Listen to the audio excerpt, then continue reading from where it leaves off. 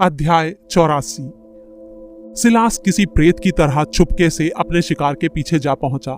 जब तक सोफी को उसकी मौजूदगी का एहसास होता, उससे पहले ही सिलास ने उसकी गर्दन में बांह डालकर बंदूक की नली उसकी रीढ़ से सटा दी। वो आश्चर्य से चीख उठी। टीबिंग और लैंगडन अपने चेहरों पर हैरानी और डर का भाव लिए पीछे मुड़े। तुमने रेमी के साथ क्या किया? टीबिंग की आवाज रुंध गई थी। सिलास ने ठंडे स्वर में कहा, ये की स्टोन मेरे हवाले कर दो। रेमी ने उसे साफ साफ शब्दों में निर्देश दिए थे। चर्च में प्रवेश करो, की स्टोन लो और बाहर आ जाओ। इस बार कोई हत्या नहीं और कोई झगड़ा नहीं होना चाहिए। सोफी को छोड़ दो, की स्टोन मेरे पास है। कमरे के दूसरे कोने से लैंगडन की आवाज आई। तुम सोफी और ली को चर्च से बाहर जाने दो, उसके बाद मैं और तुम इसका निपटारा कर लेंगे। सिलास ने सोफी को परे धकेल दिया और बंदूक को लैंगडन की ओर ताने उसकी तरफ बढ़ने लगा। एक भी कदम आगे मत बढ़ना जब तक कि ये दोनों इस इमारत से बाहर ना चले जाएं, लैंगडन ने कहा। तुम मेरे सामने शर्तें रखने की हालत में कतई नहीं हो। बिल्कुल हूं, लैंगडन ने कड़े स्वर में कहा। उसने क्रिप्टेक्स को अपने सिर से ऊपर तक उठा लिया। अगर तुम आगे बढ़े तो मैं इसे फर्श पर पटक दूंगा। ऊपरी तौर पर तो सिलास ने इस धमकी की परवाह न करने की मुद्रा बनाई, लेकिन अंदर ही अंदर वो कांप गया। उसने बंदूक लैंगडन के सिर की तरफ तान दी और बोला, तुम कीस्टोन को कभी नहीं तोड़ सकते। तुम भी ग्रेल को उतना ही चाहते हो जितना मैं। तुम गलती पर हो। तुम्हें इसकी चाहत कहीं ज्यादा है।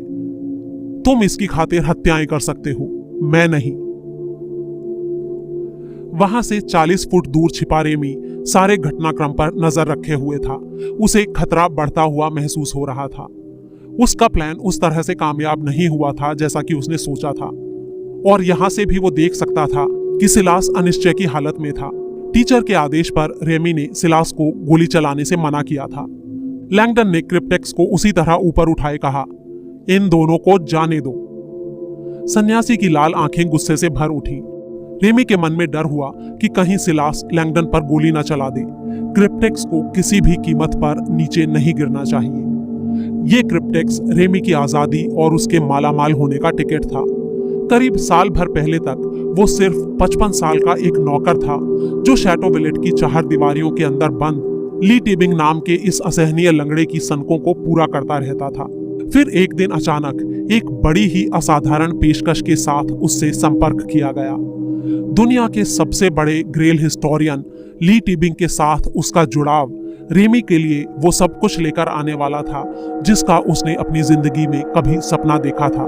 तब से लेकर आज तक शैटो विलेट के भीतर उसने एक एक पल इसी घड़ी के इंतजार में बिताया था। मैं अपनी मंजिल के कितना करीब हूं, कीस्टोन को ताकते हुए रेमी ने खुद से कहा। अगर लैंगडन ने इसे गिरा दिया तो सब कुछ चौपट हो जाएगा। क्या मुझे अपनी पहचान सामने लानी चाहिए? ये वो सवाल था जिस पर टीचर ने सख्ती से रोक लगा रखी थी। रेमी अकेला था जिसे टीचर की पहचान की जानकारी थी। रेमी ने आधा घंटा पहले कीस्टोन चुराने का आदेश मिलने पर टीचर से पूछा था, क्या आप निश्चित हैं कि यह काम आपको सिलास से ही कराना है? यह काम तो मैं खुद भी कर सकता हूं। लेकिन टीचर का फैसला पक्का था। सिलास ने प्रायरी के 4 सदस्यों के मामले में अच्छा काम किया है। वो कीस्टोन को हासिल कर लेगा। तुम्हें अपना चेहरा किसी को नहीं दिखाना है। अगर दूसरे लोग तुम्हें देख लेते हैं तो उनकी हत्या करना जरूरी हो जाएगा, और यहाँ पहले ही कई हत्याएं हो चुकी हैं, इसलिए तुम्हें उनके सामने नहीं जाना है। मेरा चेहरा पूरी तरह से बदल जाएगा, रेमी ने सोचा। आपने मुझे जो भुगतान करने का वादा किया है उसकी मदद से मैं पूरी तरह से एक नया इंसान बन जाऊंगा। प्लास्टिक सर्जरी मेरी उंगलियों के निशानों तक को बदल देगी। ये सारी बातें टीचर ने ही उसे बताई थी। जल्दी ही वो आजाद होगा, समुद्र किनारे धूप सेकता हुआ, एक ना पहचाने जा सकने वाले बेहद खूबसूरत नए चेहरे के साथ। टीचर ने उससे यह भी कहा था, मैं तुम्हारी जानकारी के लिए बता दूं रेमी कि वैसे भी वो कब्र टेंपल चर्च में नहीं है, इसलिए हमें डरने की कोई जरूरत नहीं है। वे लोग गलत जगह पर तलाश कर रहे हैं। रेमी हैरान था। और आप जानते हैं कि वो कब्र कहां पर है? हाँ, मैं जानता हूं। मैं तुम्हें बाद में बताऊंगा। फिलहाल तुम्हें तेजी से काम करना है। अगर उन लोगों को कब्र के सही ठिकाने की जानकारी मिल गई और वो यहां से चले गए तो हम ग्रेल को हमेशा के लिए गंवा देंगे। रेमी को ग्रेल की कोई परवाह नहीं थी, सिवाय इसके कि उसके मिलने से पहले उसे उसकी पेमेंट नहीं मिलने वाली थी। रेमी जब भी उस पैसे के बारे में सोचता तो उसका दिमाग चकराने लगता था। उसे 2 करोड़ यूरो का 1/3 हिस्सा मिलने वाला था, हमेशा के लिए वहां से गायब हो जाने के लिए भरपूर रकम। रेमी ने एक बहुत ही खूबसूरत बीच की कल्पना कर रखी थी, जहां उसने धूप सेकते हुए और दूसरों से अपनी सेवा कराते हुए अपनी बाकी जिंदगी बिताने की योजना बना रखी थी। लेकिन इस वक्त टेम्पल चर्च के अंदर लैंगडन कीस्टोन को तोड़ने की धमकी दे रहा था और रेमी का ये सारा खूबसूरत भविष्य मुश्किल में पड़ा हुआ था। इतना करीब पहुंचकर वो सब कुछ खोने नहीं दे सकता था। उसने एक दुस्साहसिक काम करने का फैसला कर लिया। अपने छिपे हुए स्थान से बाहर निकलकर वो वहां जा पहुंचा और उसने सीधे टीबिंग के सिर पर बंदूक तान दी। सन की बुड्ढे, मैं बहुत समय से इस दिन का इंतजार कर रहा था। रेमी को अपनी ओर बंदूक ताने देख ली टीबिंग के दिल की धड़कन थम गई। उसने उस छोटी सी मेडुसा रिवॉल्वर को पहचान लिया जिसे वो अपनी सुरक्षा की खातिर लिमोजिन के ग्लव बॉक्स में बंद करके रखता था। टीबिंग सख्ते में आकर उत्तेजित स्वर में बोला, रेमी, ये तू क्या कर रहा है? लैंगडन और सोफी भी उतने ही भौचक्के थे। रेमी घूमकर टीबिंग के नजदीक आ गया और उसने पिस्तौल की नली उसकी पीठ पर टिका दी। दहशत के मारे टीबिंग को अपनी मांसपेशियां जकड़ती हुई महसूस हुई। रेमी ने लैंगडन से कहा, कीस्टोन को नीचे रख दो वरना मैं ट्रिगर दबा दूंगा। लैंगडन हैरान रह गया। उसने हकलाते हुए कहा, लेकिन ये तुम्हारे किसी काम का नहीं है, तुम इसे खोल ही नहीं सकते। घमंडी बेवकूफ, क्या तुमने ध्यान नहीं दिया कि मैं आज रात भर तुम लोगों को उस कविता पर बात करते सुनता रहा हूं? मैंने जो कुछ भी सुना है उसकी जानकारी किसी और को दी है, उस किसी और को जो तुमसे ज्यादा जानता है। तुम तो तलाश भी सही जगह पर नहीं कर रहे हो। जिस कब्र को तुम ढूंढ रहे हो असल में वो तो कहीं और ही है। टीबिंग दहशत से भर उठा। ये क्या कह रहा है? रेमी ने सन्यासी से कहा, सिलास, मिस्टर लैंगडन के हाथ से कीस्टोन ले लो। सन्यासी जैसे ही आगे बढ़ा, लैंगडन पीछे हट गया और उसने कीस्टोन को और भी ऊंचा उठा लिया। अब वो उसे फर्श पर पटक देने के लिए पूरी तरह से तैयार दिखाई दे रहा था। मैं इसे गलत हाथों में जाने देने की बजाय इसे तोड़ देना पसंद करूंगा, उसने कहा। टीबिंग ने अपने मन में एक दहशत की लहर उठती महसूस की। वो अपनी जिंदगी भर की मेहनत को अपनी आंखों के सामने भाप बनकर उड़ते देख रहा था। उसके सारे सपने चूर चूर होने वाले थे। नहीं रॉबर्ट, ऐसा मत करना। वो ग्रेल है जिसे तुमने थाम रखा है। रेमी मेरे ऊपर कभी गोली नहीं चलाएगा। हम एक दूसरे को 10 सालों से जानते हैं। रेमी ने मेडुसा को छत की ओर तानकर गोली चला दी। पत्थर के उस कमरे में उसकी आवाज बिजली की तरह गूंज उठी। सब लोग अपनी जगह पर जमे खड़े रह गए। मैं कोई नाटक नहीं कर रहा हूं। अगला धमाका इस बुढ़े की पीठ पर होगा। कीस्टोन तुरंत सिलास को दे दो। लैंगडन ने बेमन से क्रिप्टेक्स को आगे कर दिया। सिलास आगे बढ़ा और उसने उसे पकड़ लिया। उसकी सुर्ख आंखें संतोष से चमक रही थीं। कीस्टोन को अपने चोगे की जेब में डालते हुए वो पीछे खिसकने लगा। उसकी बंदूक अभी भी सामने तनी थी। रेमी जब पीछे हटते हुए इमारत से बाहर जाने लगा तो टीबिंग ने अपनी गर्दन पर उसकी बाह की जकड़ को महसूस किया। वो अपने साथ टीबिंग को भी पीछे घसीट रहा था और उसकी बंदूक अभी भी उसकी पीठ से सटी थी। उनको छोड़ दो, लैंगडन ने कहा। हम मिस्टर टीबिंग को सैर पर ले जा रहे हैं। अगर तुमने पुलिस को खबर की तो ये मर जाएंगे। अगर तुमने दखलंदाजी करने की कोशिश की तो भी ये मर जाएंगे, समझे? लैंगडन ने आग्रह किया। इनकी जगह मुझे ले चलो, ली को छोड़ दो। रेमी हंस पड़ा। मेरा ऐसा कोई इरादा नहीं है।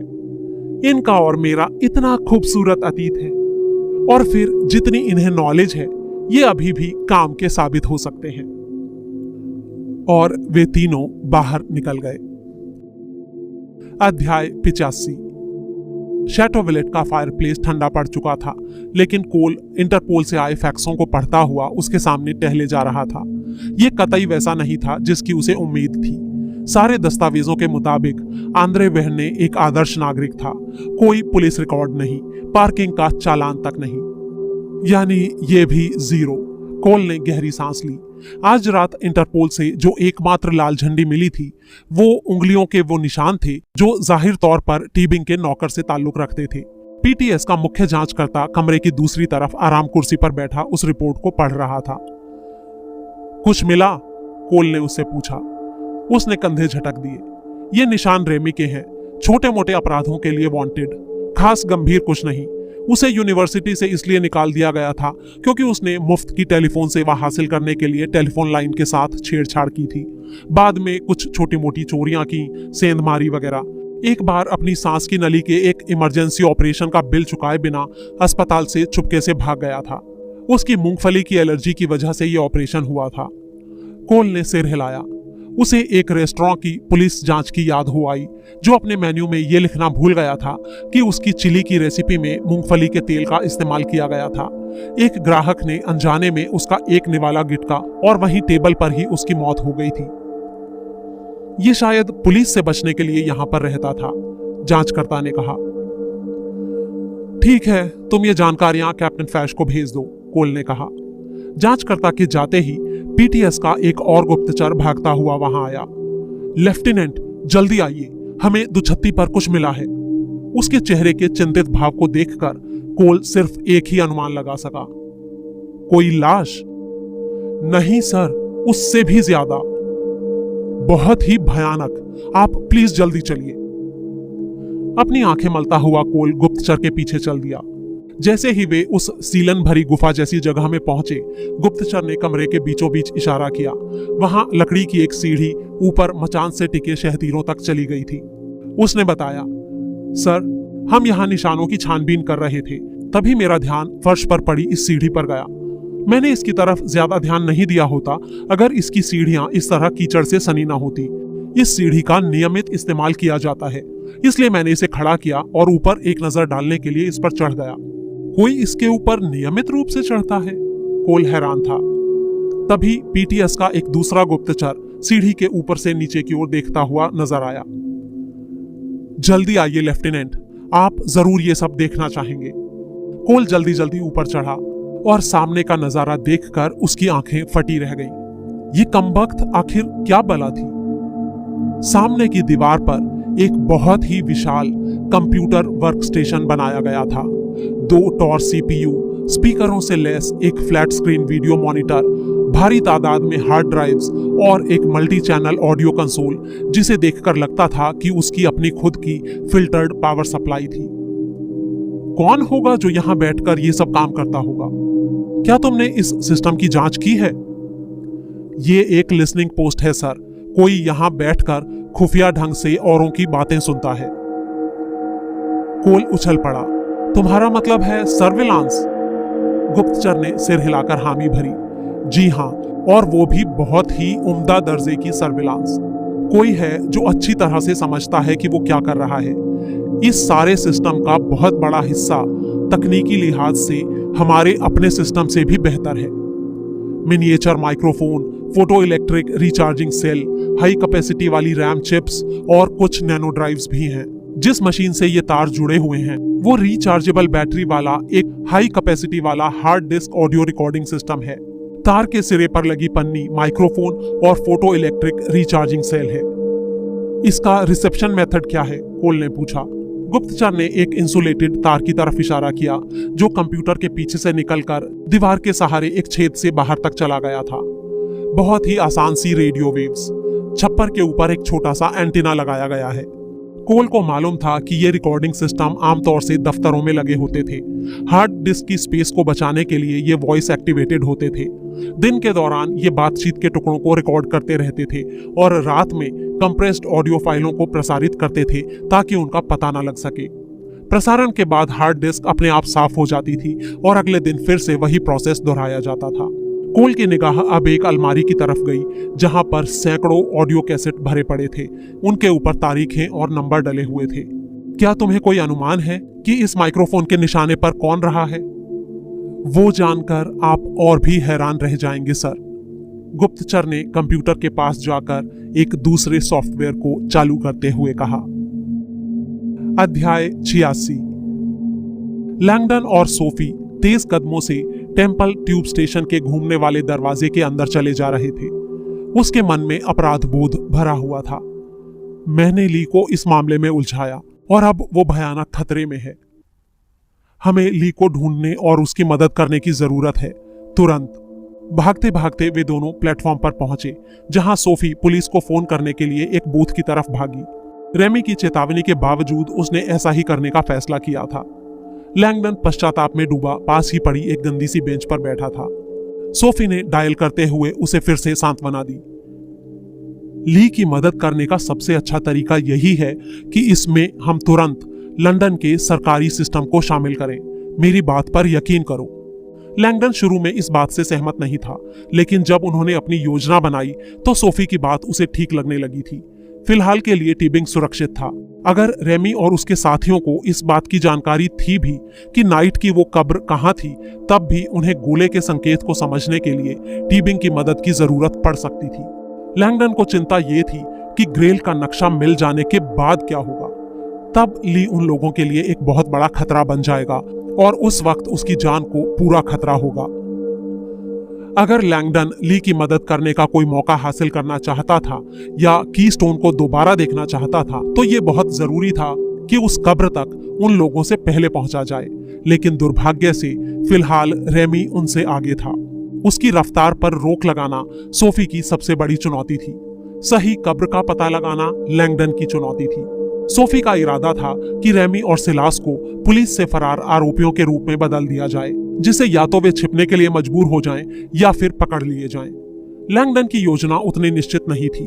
उसका प्लान था ट्यूब ट्रेन पकड़कर पास के किंग्स कॉलेज पहुंचना, जो अपने इलेक्ट्रॉनिक धर्मशास्त्र डेटाबेस के लिए बहुत प्रसिद्ध था।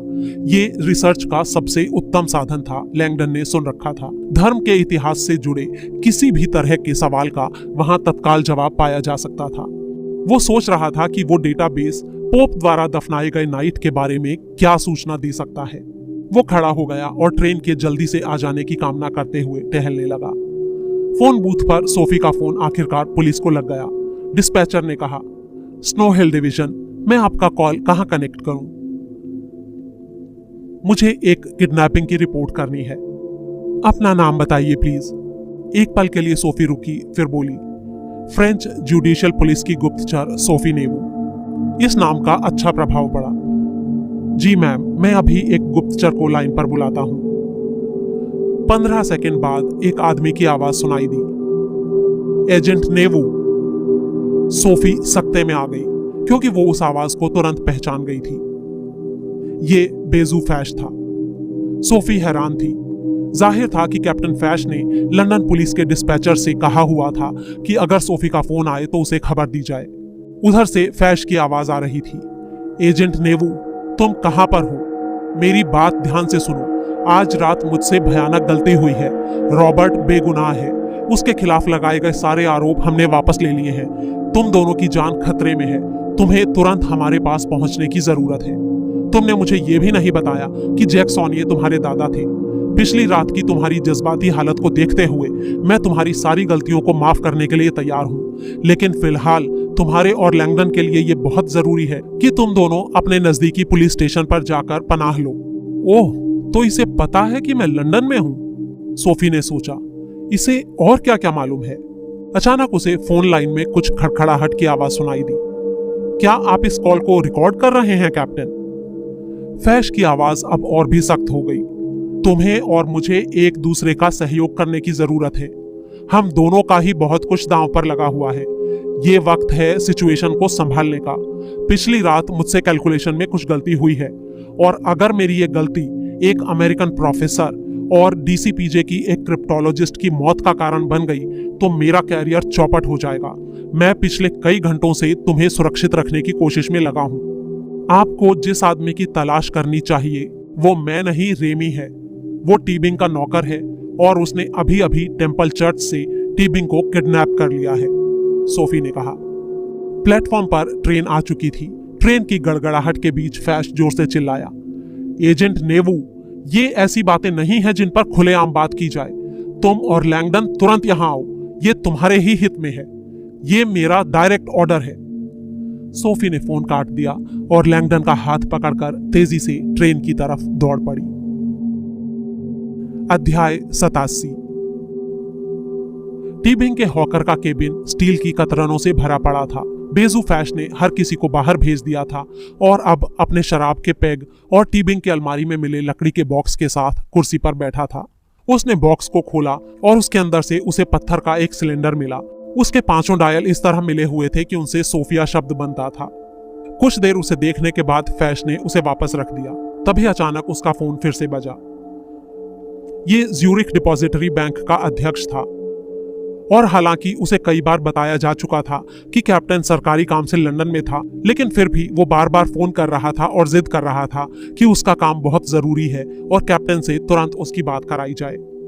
फैश ने फोन उठाकर थोड़े गुस्से से उसे कहा, माफ कीजिएगा, मैं बिजी हूं। मैंने आपसे कहा था कि आपके बैंक का नाम मीडिया में नहीं आ रहा है, फिर आप किस बात को लेकर परेशान हैं? वहने ने उसे चिंतित स्वर में बताया कि लैंगडन और सोफी उसके बैंक से लकड़ी का एक बॉक्स निकाल कर ले गए थे और उसके बाद उन्होंने भागने में वहने की मदद ली थी। उसने कहा, इसके बाद जब मुझे रेडियो पर यह खबर मिली कि वे दोनों अपराधी हैं, तो मैंने ट्रक को एक तरफ खड़ा करके उनसे वो बॉक्स वापस मांगा, लेकिन उन्होंने मेरे ऊपर हमला कर दिया और ट्रक लेकर भाग गए। फैश ने अपने सामने रखे बॉक्स को ध्यान से देखते हुए पूछा, आप एक लकड़ी के बॉक्स के कारण चिंतित हैं? क्या आप बता सकते हैं कि उस बॉक्स में क्या था?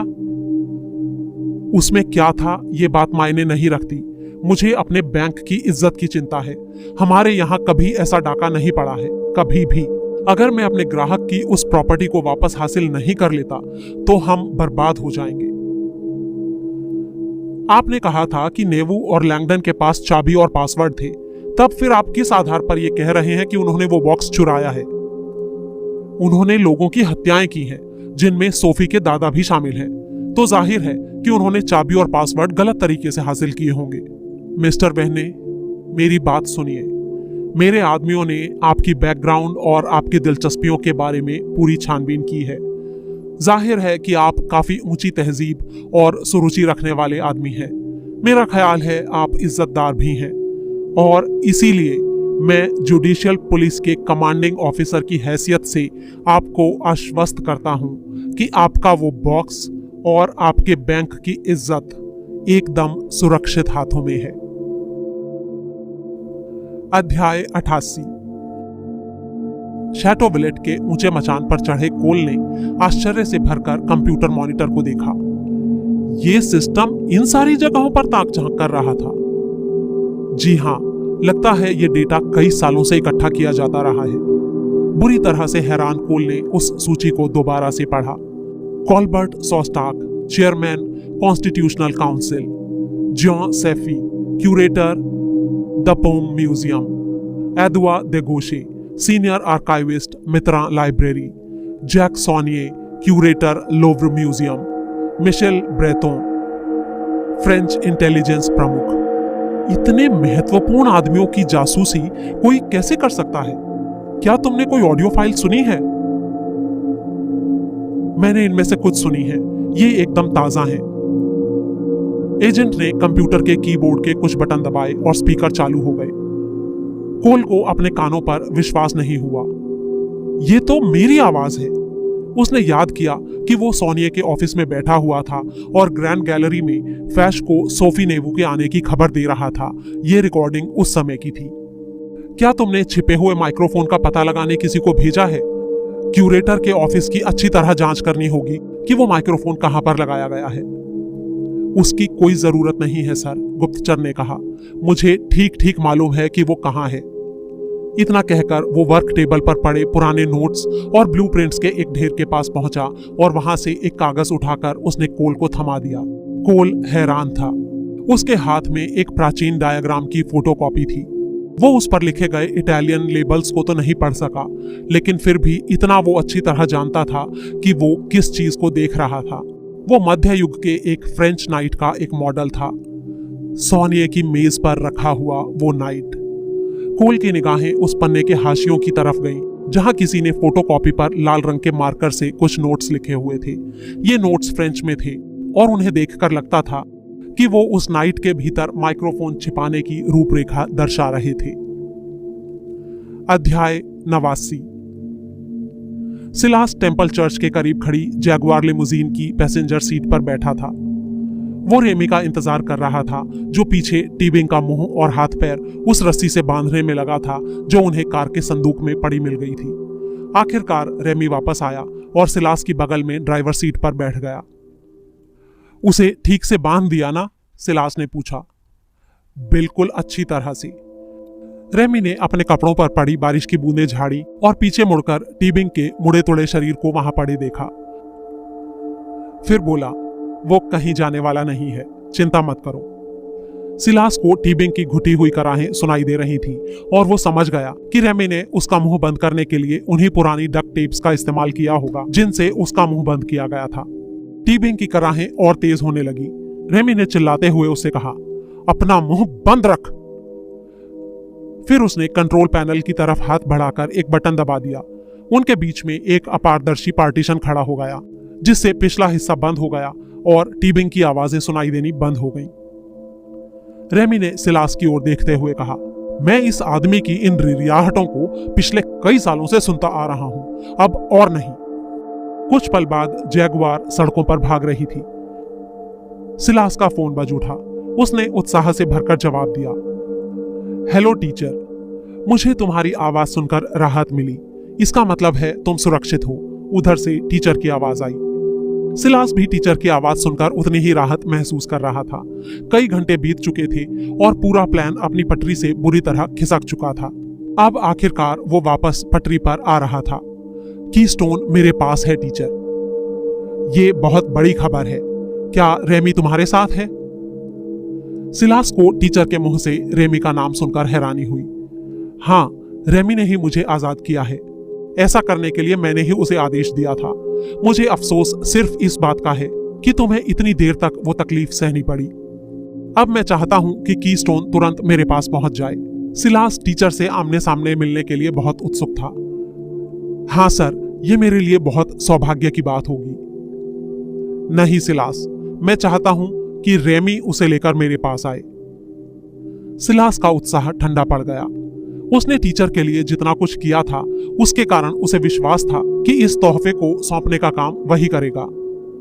तो क्या टीचर रेमी को मुझसे ज्यादा अहमियत देता है? उसने सोचा। मैं तुम्हारी निराशा को महसूस कर रहा हूं, टीचर ने कहा, जिसका अर्थ है कि तुम मेरा मतलब नहीं समझे हो। तुम्हें भरोसा करना चाहिए कि कीस्टोन मैं तुम्हारे ही हाथों से लेना बेहतर समझता, एक अपराधी की बजाय एक सन्यासी के हाथों से। लेकिन रेमी को सबक सिखाना जरूरी है। आज उसने मेरे आदेश को नहीं माना है और ये उसकी एक बहुत बड़ी गलती है, जिसके कारण हमारा पूरा प्लान मुश्किल में पड़ गया था। सिलास ने एक सेहरंसी महसूस की और कनखियों से रेमी की तरफ देखा।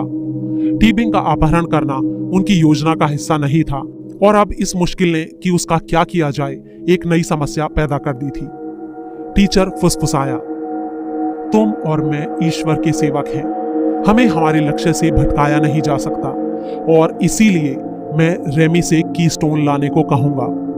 तुम मेरी बात समझ रहे हो ना? जी, मैं समझ गया, सिलास ने कहा। बहुत अच्छे। तुम्हारी अपनी सुरक्षा के लिए जरूरी है कि तुम तुरंत अंडरग्राउंड हो जाओ। पुलिस जल्दी ही लिमुजीन की तलाश में लग जाएगी और मैं नहीं चाहता कि तुम पकड़े जाओ। लंदन में ओपस डेई का हॉस्टल है, तुम वहां चले जाओ और छिपकर रहो। जैसे ही मैं इन समस्याओं से निपट जाऊंगा, मैं तुम्हें फोन करूंगा। ठीक है सर। और अब वो वक्त आ गया है जब मुझे रेमी से बात करनी होगी। फोन उसे दे दो। सिलास ने रेमी को फोन पकड़ा दिया। न जाने क्यों उसे महसूस हो रहा था कि ये रेमी की जिंदगी का आखिरी फोन था। फोन को थामते हुए रेमी जानता था कि इस दयनीय आधे पागल सन्यासी को जरा भी इल्म नहीं था कि अब जबकि उसका काम पूरा हो चुका था तो उसके भाग्य में क्या लिखा था। टीचर ने रेमी से कहा, ध्यान से मेरी बात सुनो। सिलास को ओपस डेई के हॉस्टल से कुछ दूरी पर छोड़ दो। उसके बाद सेंट जेम्स पार्क पहुंचो। मुझे तुमसे कुछ जरूरी बातें निपटानी हैं। और इसी के साथ फोन कट गया। अध्याय 90। सोफी के साथ ट्रेन से उतरकर लाइब्रेरी में घुसते हुए लैंगडन अभी भी अंदर ही अंदर हिला हुआ सा महसूस कर रहा था। कमरे के दूसरे कोने में एक रेफरेंस लाइब्रेरियन अपनी चाय बनाती हुई अपने दिन की तैयारी शुरू कर रही थी। क्या मैं आपकी कोई मदद कर सकती हूँ? उसने पूछा। शुक्रिया। जी हाँ, मेरा नाम रॉबर्ट लैंगडन है।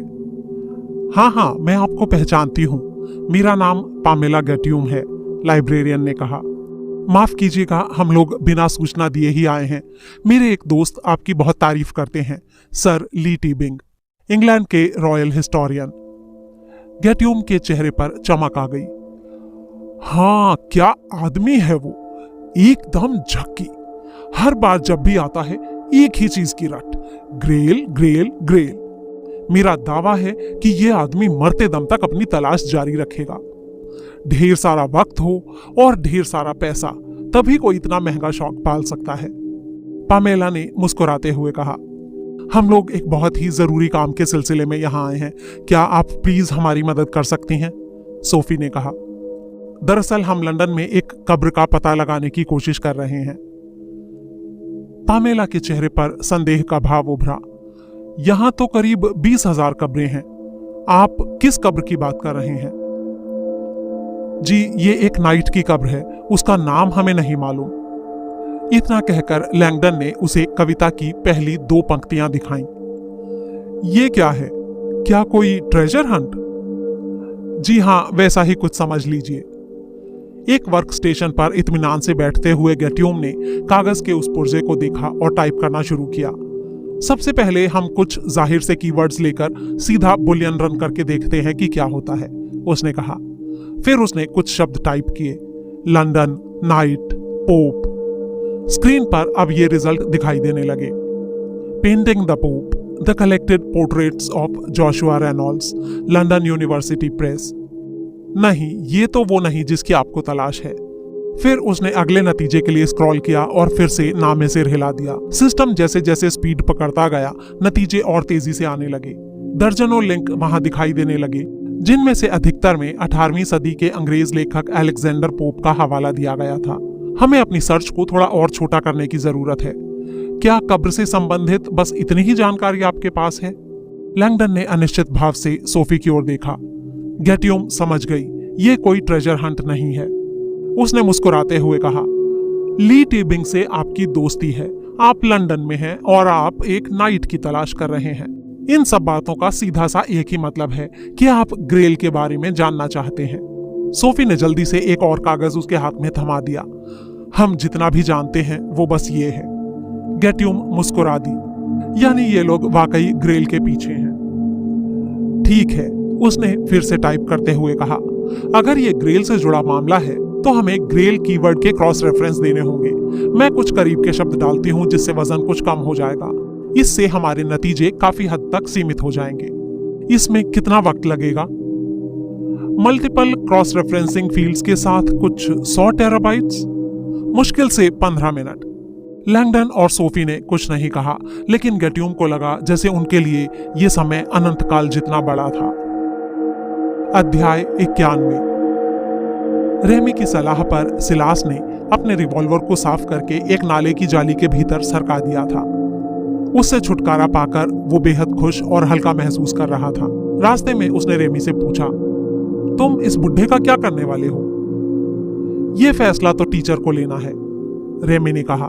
ओपस डेई की इमारत से कुछ दूर रेमी ने उसे उतार दिया। जब सिलास उसके अंदर गया तो लबादा पहने एक आदमी नीचे आया। क्या मैं आपकी मदद कर सकता हूं? उसने पूछा। जी शुक्रिया, मेरा नाम सिलास है। मैं ओपस डेई का मेंबर हूं। क्या मैं आज दिन भर के लिए यहाँ रुक सकता हूँ? जी हाँ, जरूर। मैं आपके लिए कुछ खाने के लिए लेकर आता हूँ। सिलास ऊपर एक साधारण से कमरे में चला गया और अपने मेजबान द्वारा लाया गया खाना खाकर और प्रार्थना करके सोने के लिए लेट गया। 3 मंजिल नीचे एक फोन की घंटी बजी। ओपस डेई के जिस सदस्य ने सिलास का स्वागत किया था उसने फोन उठाया। फोन करने वाले ने कहा, मैं लंदन पुलिस से बोल रहा हूँ। हम एक एल्बिनो सन्यासी को तलाशने की कोशिश में लगे हैं। हमें ऐसी सूचना मिली है कि वो आपके यहाँ पर है। क्या आपने उसे देखा है? जी हाँ, वो यहीं पर है। क्या कुछ गड़बड़ है? वो इस वक्त कहाँ है? जी, वो ऊपर अपने कमरे में प्रार्थना कर रहा है। वो जहां है उसे वहीं रहने दो। किसी से एक भी शब्द कहने की जरूरत नहीं है। हमारे आदमी तुरंत वहां पहुंच रहे हैं। अध्याय 92। सुबह की धुंध के बावजूद पार्क से संसद भवनों और बिग बेन की इमारतों के भव्य दृश्य नजर आ रहे थे। घास के ढलुआ मैदानों के पार फैले बत्तखों के सरोवर और वीपिंग विलो की छायाओं के परे निहारता हुआ टीचर उस इमारत के मीनारों को साफ देख पा रहा था जिसमें उस नाइट की कब्र स्थित थी। जैसे ही टीचर वहां खड़ी लिमोजीन के सामने वाले दरवाजे पर पहुंचा, रेमी ने झुककर दरवाजा खोल दिया। टीचर ने एक पल रुककर उस कॉन्याक के फ्लास्क से एक घूंट पिया जिसे उसने अपने हाथ में लिया हुआ था। इसके बाद अपने मुंह पर हाथ फेरते हुए उसने रेमी के बगल में बैठकर गाड़ी का दरवाजा बंद कर लिया। रेमी कीस्टोन को किसी ट्रॉफी की तरह थामे हुआ था। तुमने बहुत अच्छा काम किया रेमी, टीचर ने कहा। हमने अच्छा काम किया, कीस्टोन को टीचर के हाथों में देते हुए रेमी ने कहा। टीचर मुस्कुराता हुआ कुछ देर तक उसे सराहना के भाव से देखता रहा। और बंदूक, तुमने उसे साफ कर दिया? हाँ, वो वहीं ग्लव बॉक्स में है जहां से मैंने उसे उठाया था, रेमी ने कहा। बहुत बढ़िया। टीचर ने कॉन्याक का एक और घूंट लिया और फ्लास्क रेमी की तरफ बढ़ा दिया। हमें अपनी कामयाबी का जश्न मनाना चाहिए। अंत अब करीब है। रेमी ने बड़ी ही कृतज्ञता से उस बोतल को स्वीकार किया। कॉन्याक का स्वाद नमकीन लगा, लेकिन रेमी ने परवाह नहीं की। वो और टीचर अब सच्चे अर्थों में एक दूसरे के पार्टनर थे। अब वो अपने आप को जिंदगी की ऊंची सीढ़ियों पर चढ़ता हुआ महसूस कर सकता था। अब मैं कभी भी नौकर नहीं कहलाऊंगा।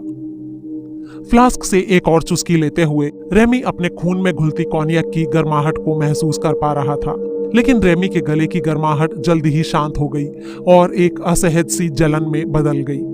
अपनी टाई को ढीला करते हुए उसने एक अजीब सी किरकिराहट महसूस की और फ्लास्क टीचर को वापस थमा दिया। शायद मैंने ज्यादा ले ली है, फ्लास्क लेते हुए टीचर ने कहा। तुम जानते ही हो रेमी कि तुम अकेले आदमी हो जो मेरा चेहरा पहचानते हो। मैंने तुम पर खुद से भी ज्यादा भरोसा किया था।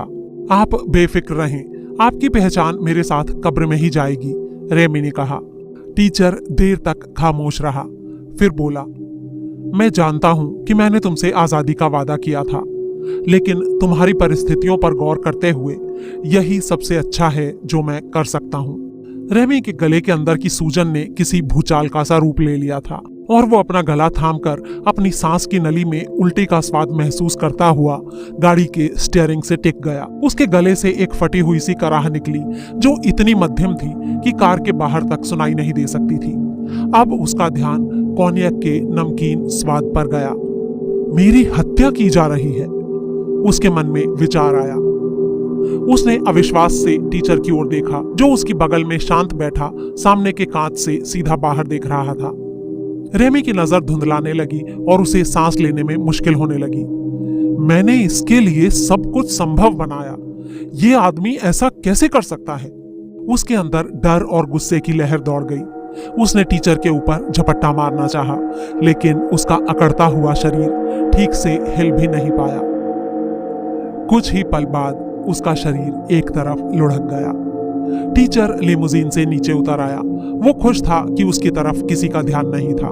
टीचर को पूरे वक्त ये डर सता रहा था कि काम के पूरा होने के बाद शायद उसे रेमी का सफाया करने की जरूरत पड़े, लेकिन टेम्पल चर्च में उसने जो ढीठपना दिखाया था उसके कारण अब इस काम को जल्दी करना जरूरी था। शैटो विलेट में रॉबर्ट के अचानक पहुंच जाने से टीचर को फायदा भी हुआ था और उसके लिए एक मुसीबत भी खड़ी हो गई थी। वो अपने पीछे पीछे पुलिस को भी लेकर आया था। रेमी की उंगलियों के निशान पूरे शैटो विलेट में मौजूद थे, उस मचान पर भी जहां बैठकर रेमी ने निगरानी की पूरी कार्रवाई की थी। टीचर इस बात को लेकर शुक्रगुजार था कि उसने रेमी की और खुद अपनी गतिविधियों के बीच किसी तरह के रिश्ते के उजागर न होने देने का पूरी तरह ध्यान रखा था। टीचर को कोई भी फंसा नहीं सकता था बशर्ते कि रेमी अपना मुंह ना खोलता, और अब वो चिंता भी खत्म हो गई थी। बस अब एक ही परेशानी और बाकी थी जिसे दूर करना जरूरी है, लिमोजीन के पिछले दरवाजे की ओर बढ़ते हुए टीचर ने सोचा, पुलिस को जरा भी पता नहीं चलेगा कि क्या हुआ था और उनको बताने वाला कोई भी जिंदा गवाह भी नहीं बचेगा। चारों तरफ चौकन्नी निगाहें डालते हुए उसने दरवाजा खोला और गाड़ी के पीछे वाले हिस्से में दाखिल हो गया। कुछ ही मिनटों के बाद वो सेंट जेम्स पार्क को पार कर रहा था। अब सिर्फ 2 ही लोग बचे थे, लैंगडन और नेवू। इनसे पार पाना ज्यादा मुश्किल था, लेकिन फिलहाल के लिए टीचर को क्रिप्टेक्स से निपटना था। पार्क के आर पार जीत के भाव से नजरें दौड़ाता हुआ वो अपनी मंजिल को देख सकता था। लंदन में लेटा है एक नाइट पोप के द्वारा दफनाया गया। जैसे ही टीचर ने इस कविता को सुना था, वो इसका जवाब समझ गया था।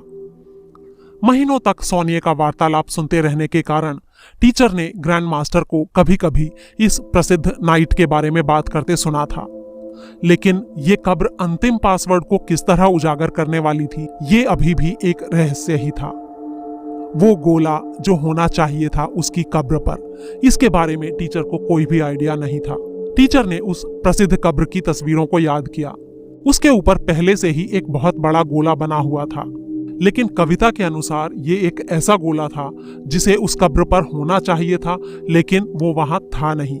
उसे पूरी उम्मीद थी कि कब्र को करीब से देखने पर वो उस बात को समझ पाएगा।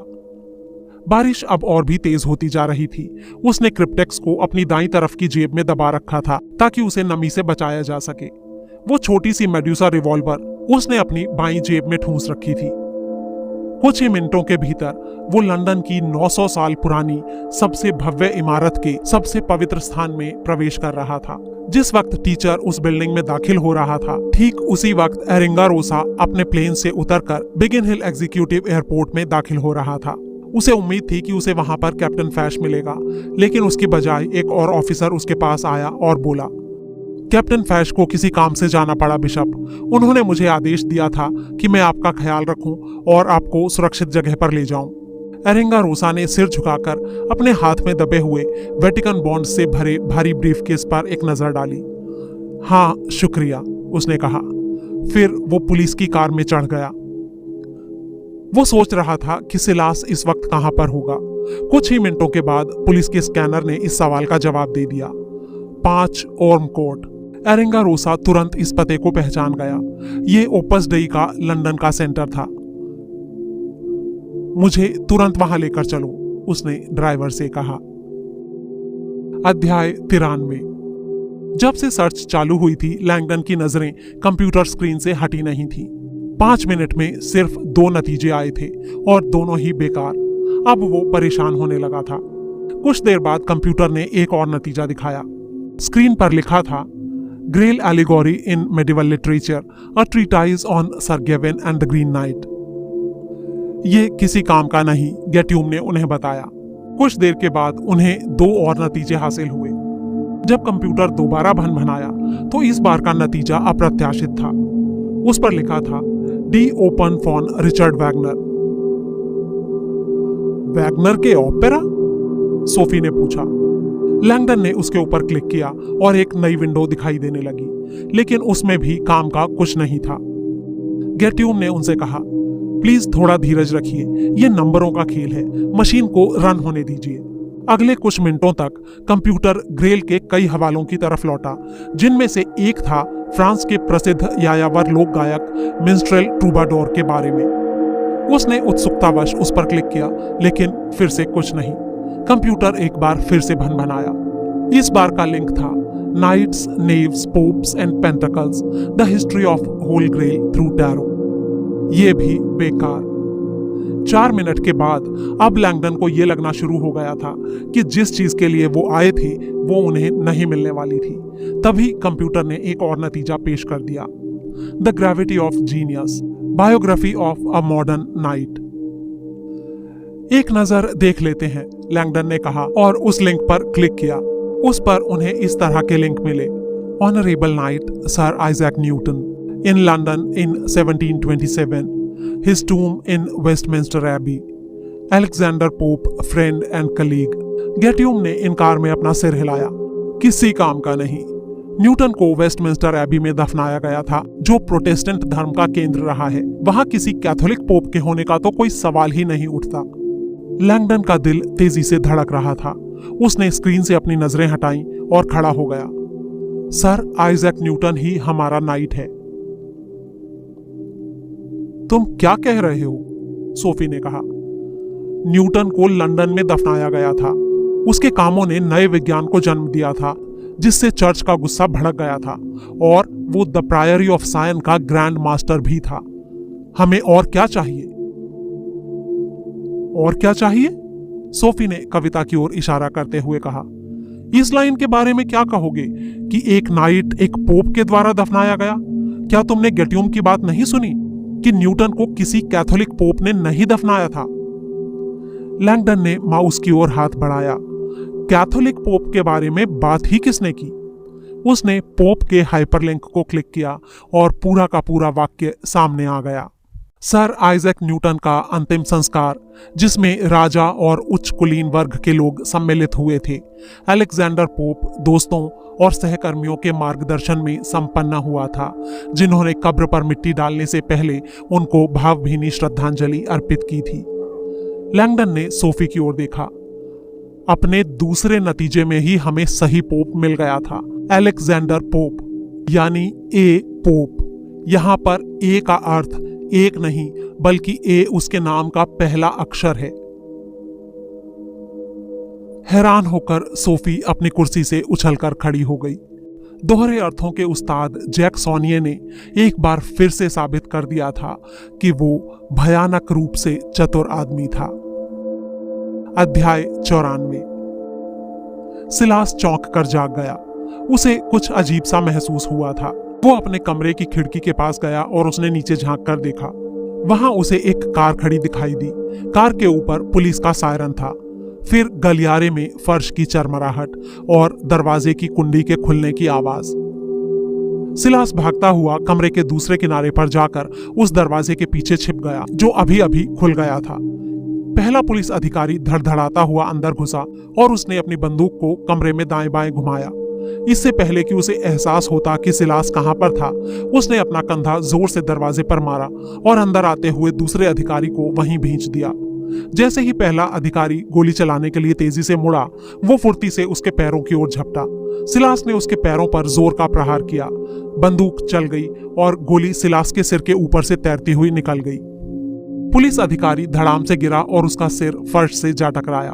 दूसरा अधिकारी अपने पैरों पर लड़खड़ाया और सिलास ने उसकी जांघ पर घुटना दे मारा। फिर उसके छटपटाते हुए शरीर को लांघता हुआ गलियारे में भाग निकला।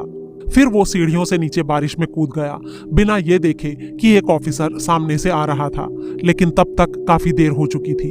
दोनों आपस में भिड़ गए। सिलास के कंधे उसके सीने से टकराए। उसने उसे धकेल कर नीचे गिरा दिया और खुद उसके ऊपर जा गिरा। अधिकारी की गन उसके हाथ से दूर जा गिरी। सिलास को अंदर से और लोगों के आने की आवाजें सुनाई दे रही थी। इससे पहले कि वो अधिकारी सामने आते, उसने लुढ़कते हुए उस बंदूक को उठा लिया। सीढ़ियों पर एक धमाका हुआ और सिलास ने अपनी पसलियों के नीचे एक तीखा दर्द महसूस किया। आपे से बाहर होते हुए उसने तीनों अधिकारियों पर अंधाधुंध गोलियां बरसानी शुरू कर दी। उनके शरीरों से खून के फव्वारे छूट पड़े। सहसा न जाने कहां से प्रकट होती हुई एक काली छाया उसके पीछे मंडराती दिखाई दी। गुस्से से भरे हुए हाथ उसके कंधों को जकड़े हुए थे। वो आदमी उसके कानों में गुर्राया, सिलास, नहीं। सिलास उछला और उसने गोली चला दी। एक पल के लिए उनकी आंखें आपस में मिली और सिलास दहशत से भरकर चीख उठा जब उसने अपनी गोली से बिशप एरिंगारोसा को गिरते देखा। अध्याय 95।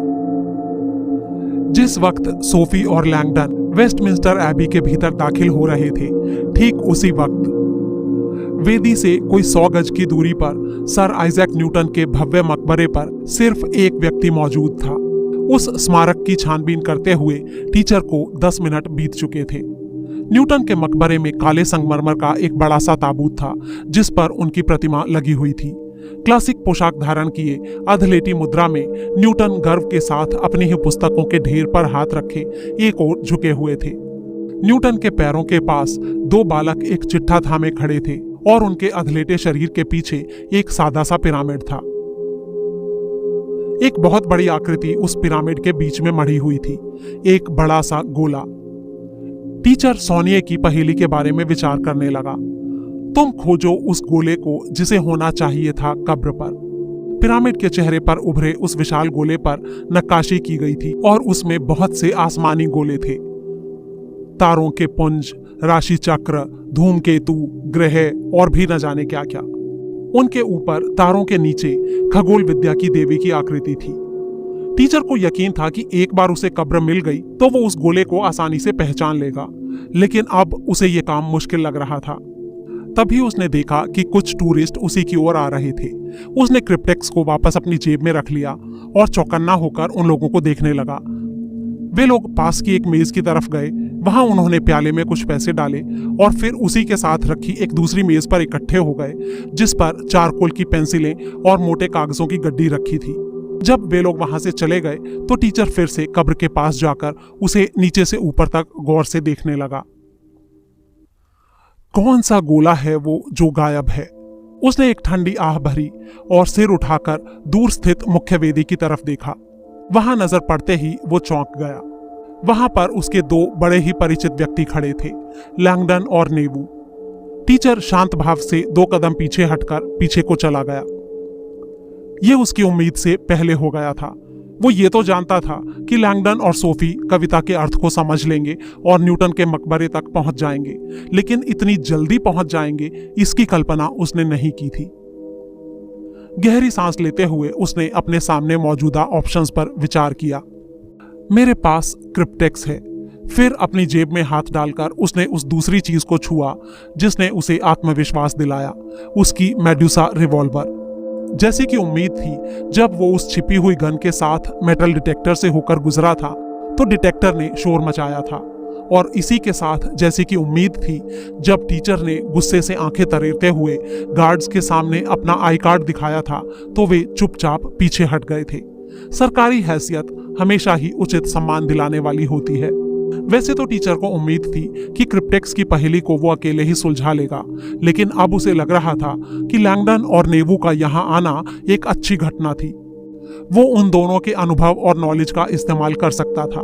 अगर कहीं लैंगडन ने पासवर्ड का अनुमान लगा लिया तो बात सिर्फ सही ढंग से उस पर दबाव डालने की ही रह जाएगी, लेकिन यहां पर नहीं, किसी गोपनीय जगह पर। टीचर को वो एक छोटी सी सूचना याद आई जो उसने अभी में प्रवेश करते हुए नोटिस बोर्ड पर लिखी देखी थी। उसे तुरंत वो जगह सूझ गई जहां पर उन दोनों को बहकाकर बुलाया जा सकता था। फिलहाल एकमात्र सवाल ये था कि चारे के रूप में किस चीज का इस्तेमाल किया जाए।